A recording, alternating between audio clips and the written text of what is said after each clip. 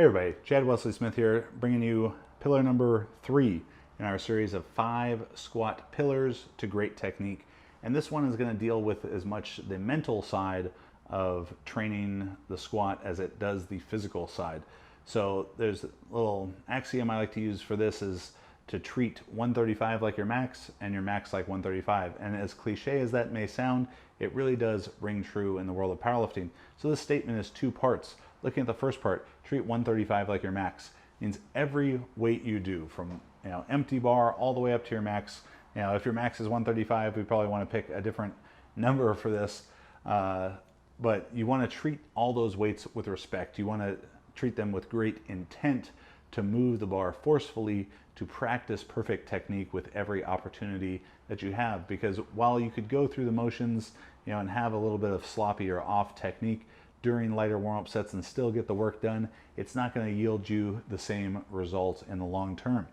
Then the second part of that statement, treat your max like 135, I think is as much psychological as it is physical.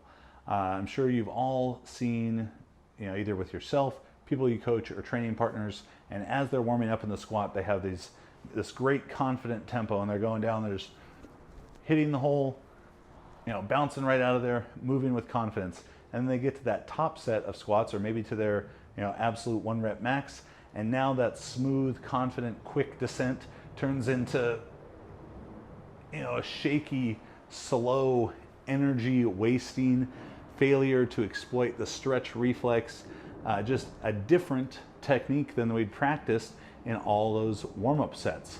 So this really gets to be the idea that I want you to go down as fast as you can go down in the squat, and that's going to mean as fast as your technique can tolerate. If we were to look at 2 all-time great lifters, Shane Heyman and Stan Efferding, you're going to see 2 maybe most opposite squat techniques, particularly in the speed of the descent, but both with incredible outcomes. So it's not to say that one is right and one is wrong, but the way that Shane squats, about as dive bomb as a dive bomb squat could be, tons of rebound out of the hole, worked very, very well for him.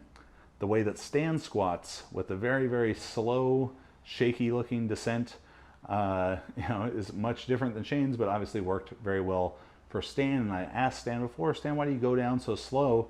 He said, if I go down any faster, I lose my balance. So Shane Heyman was going down as fast as he can go down, basically as fast as any human can go down, maybe faster than the speed of gravity.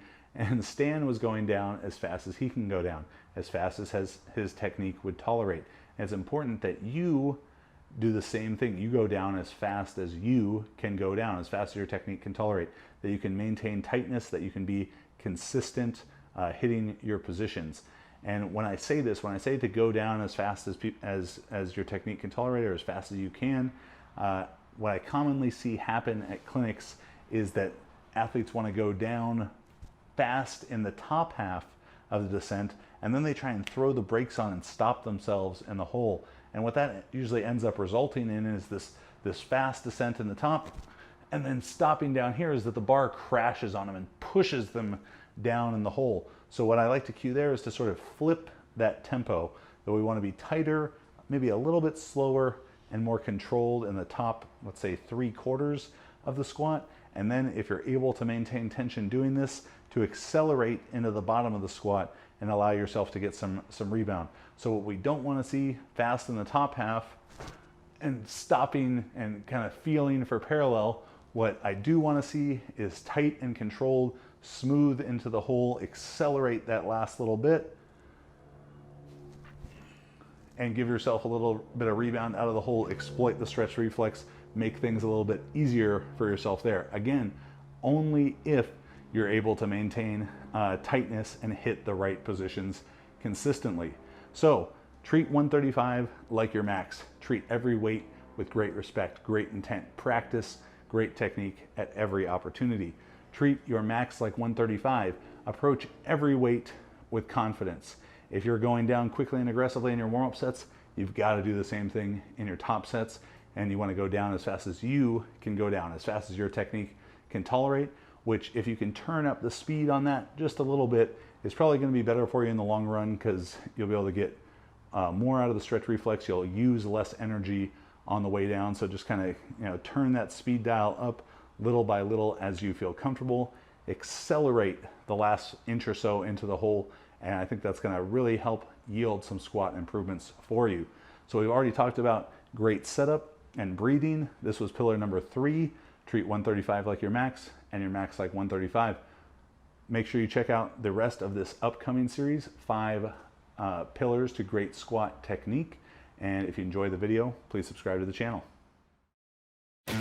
Get expert program design, video analysis, and guidance for powerlifting and weightlifting, whether you're a beginner, intermediate, or advanced athlete, through Team Juggernaut's online coaching. Click Learn More to sign up.